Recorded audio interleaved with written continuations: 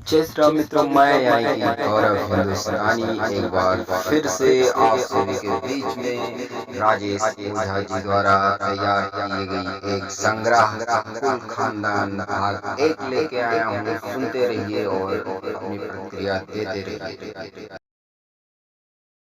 मैंने जब जब अपने पूर्वजों के विषय में जानने को उत्सुक हुआ तब असफलता ही हाल लगी। बड़की अम्मा दादी ही थी जो मुझे बार बार कुल खानदान के बारे में जानने के लिए।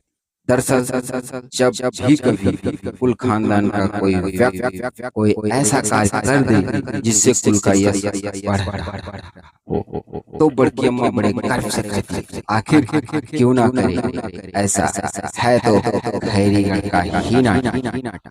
इस एक वाक्य मात्र से कमजोर ही सही पर एक सिरा मिल सकने की उम्मीद मिलती थी कि हो ना हो हमारी जड़ कहीं अज्ञात स्थान खैर अगर से जुड़ी हुई। बड़की अम्मा इससे आगे न कभी बता सकी ना ही जानती थी।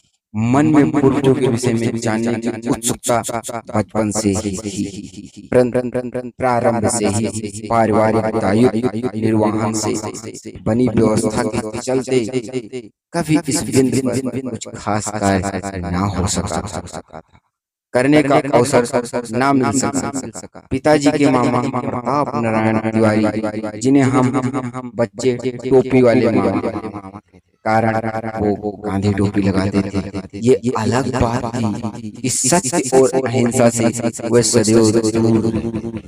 जब कभी घर आते तो हमारे जैसे वे सारे बच्चे जिन्हें किस्सों कहानियों में मजा आता था मामा जी को घेर कर बैठ जाते थे। उसका कारण यह था कि मामा जी किसी भी तथ्य को किस्सा कहानी के अंदाज में रस ले ले।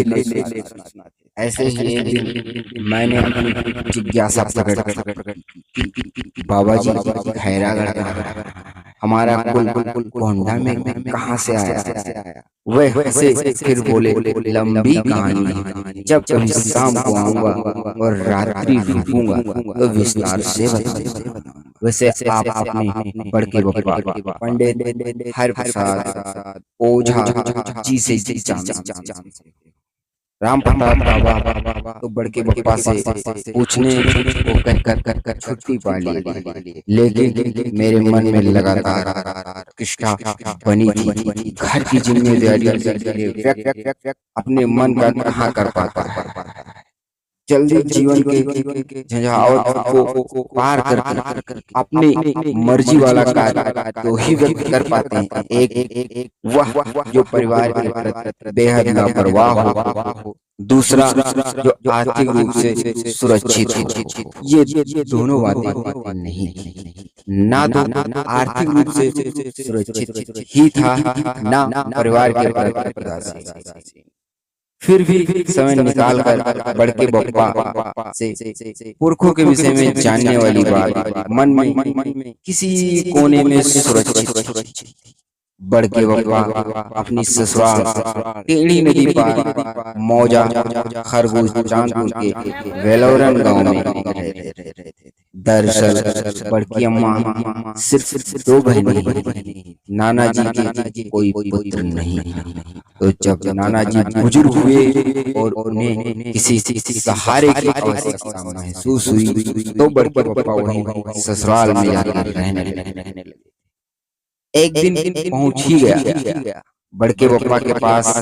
बड़के बप्पा भी तब तक इतने बुजुर्ग हो चले थे, वे बिस्तर पर ही रहते थे। उन्हें बहुत अधिक थकान भी नहीं था और सब कुछ पूछ भी लेना था। दरअसल जिस क्षेत्र में व्यक्ति की रुचि नहीं होती उस क्षेत्र में व्यक्ति बात करते हुए जल्दी थकता है। वैसे बड़के बप्पा संस्कृत साहित्य और ज्योतिष के प्रखंड विद्वान जूनियर हाई स्कूल के प्रिंसिपल के पद से अवकाश प्राप्त किए, लेकिन इतिहास में उनकी कोई रुचि नहीं। भले ही वह इतिहास अपने परिवार का ही क्यों ना हो, उन्होंने बताया कि शायद बस्ती या गोरखपुर में कहीं खैरेड़ी है, जहाँ से सदानंद ओझा की तीसरी पीढ़ी के वंशज राम नारायण ओझा जमथरा आकर बसे थे। हाल की बहुत बाद एक दिन जनपद बस्ती से अज्ञात अनजान नंबर से फोन आया। वृद्ध पुरुष कंठ में उल्लास था। बोले, हेलो, आप गोंडा से राजेश ओझा बोल रहे हैं? जी सर। आप कौन? मैं जिला बस्ती के गांव खैरेड़ी से विश्वनाथ ओझा बोल रहा हूँ। दरअसल हमारे पुरखों में से कुछ जो यहाँ से निकल कर अनाथ जाकर बस गए, उनके वंशजों को खोज कर पुनः संबंध स्थापित करने के लोग खोजबीन कर रहा हूँ।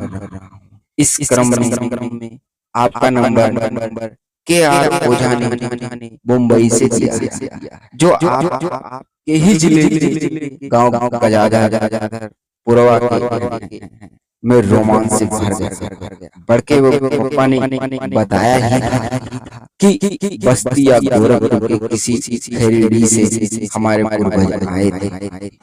उस दिन विश्वनाथ ओझा जी से लंबी वार्ता हुई और बहुत जल्द बस्ती आकर पुरखों के गांव की मिट्टी को माथे से लगाने का तो कहकर फोन काट दिया। कुल खानदान भाग एक प्रथम यही समाप्त करते हैं। अगले भाग के लिए प्रतीक्षा करिए। तब तक के लिए आप सुनते रहिए कुल खानदान भाग एक।